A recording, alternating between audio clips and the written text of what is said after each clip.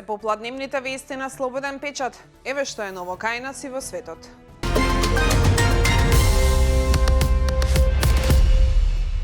Не е констатирано криење на залихите на гориво, покажале контролите на пазарниот инспекторат спроведени во изминатите денови. Директорот на пазарниот инспекторат Владко Стојковски изјави дека од четвртокот се извршени над 300 инспекцијски надзори, а кај дел од бензинските станици продолжен е инспекцијскиот надзор. До денеска се направени 300 контроли на бензински пумпи. Увидено е дека 30 на бензински станици ги истрошиле залихите и краткотрајно престанале со точење. Од пазарниот инспекторат најавуваат контроли и кај трговците поради можноста за зголемување на цените на прехранбените производи. Директорот на пазарниот инспекторат очекува трговците да покажат општествена одговорност.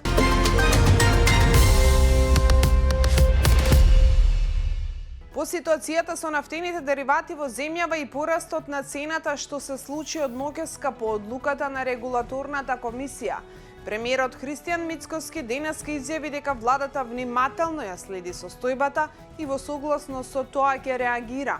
Според него добра вест е што утрово цената на нафтата паднала и од синоќешните $120 за барел сега се тргувала за околу $90. Тој истакна дека имаме убедливо најевтини горива и најави средба со сопствениците на ланците супермаркети во земјава, на која ќе побарал од нив да не се користи притисокот за веднаш да се зголемат цените и притисокот да се префрли врз потрошувачката кошница на граѓаните.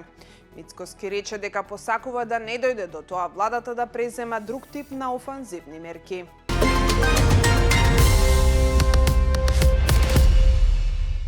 Од железници на Северна Македонија АД Скопје за Слободен печат информираат дека вчера вечер избувнал пожар во возот број 641, кој се обраќал кон Куманово, а потоа требало да тргне кон Битола.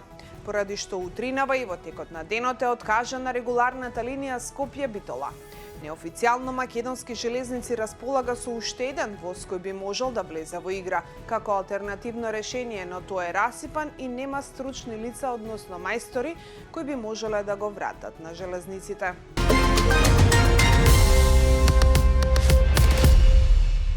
Осуденик доби електронска алка на ногата со која наместо во затвор казната ќе издржува во својот дом.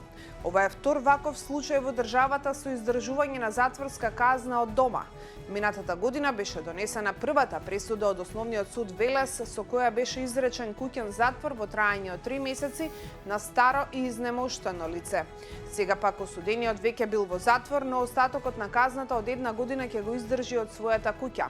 Решението е донесено од страна на Основниот суд во Струга. На затвореникот му е поставена електронска алка на глуждот преку која надлежните служби ќе го следат неговото движење и почитувањето на мерката.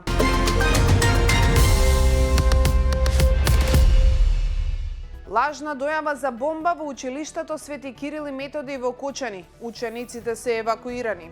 Основното училиште Свети Кирил и Методи од Кочани информира дека добило дојава за наводно поставена бомба. Учениците од предметната настава беа веднаш и безбедно евакуирани, а надлежните служби од МВР извршија увид и проверка на училиштето, информираа од училиштето. По спроведената проверка, велат оттаму, констатирано е дека дојавата е лажна и не постои опасност по безбедноста на учениците, вработените и училишниот објект.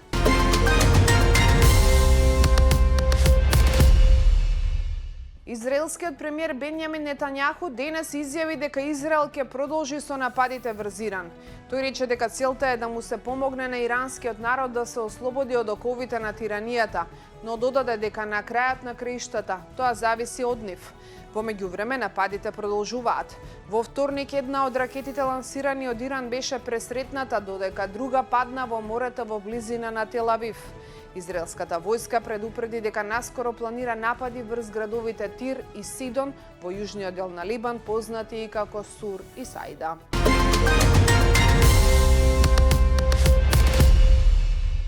Русија досега е единствениот победник од војната на Блискиот Исток, бидејќи цените на енергијата растат, а вниманието кон нејзината војна против Украина е намалено. вели председателот на Советот на Европската Унија Антонио Кошта, пренесува Times of Israel. Тој ја нагласува потребата Европската Унија да го заштити меѓународниот поредок базиран на правила за кој вели дека сега е оспорен од САД и сите страни на Блискиот Исток да се вратат на преговарачката маса. Слободата и човековите права не можат да се постигнат преку бомби. Само меѓународното право ги почитува, вели тој. Мора да избегнеме понатамошна ескалација. Таквиот пат се заканува на Блискиот Исток, Европа и пошироко, вели тој.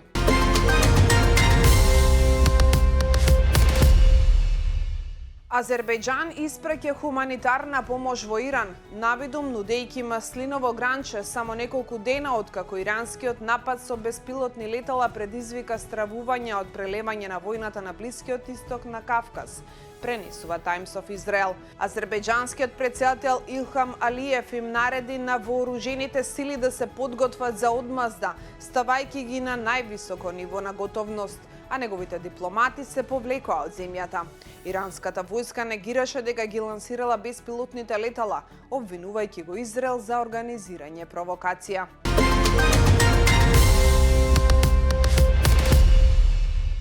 На аеродромот Бен Гурион вчера се случил хаос кога патниците со билети за појдовни летови го загубиле трпението кога ги одбиле за летови поради изменетите воени прописи, објави Times of Israel.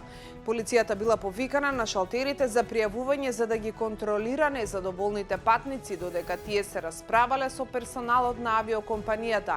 Еден ден откако беа повторно воведени ограничувањата на бројот на патници кои дневно можат да го напуштат Израел од овој аеродром во близина на Тел Авив. Министерството соопшти дека повторува дека на авиокомпаниите не им е дозволено да превезуваат повеќе од 100 патници на појдовен лет во согласност со упатствата на Управата за цивилно воздухопловство и одбранбениот систем.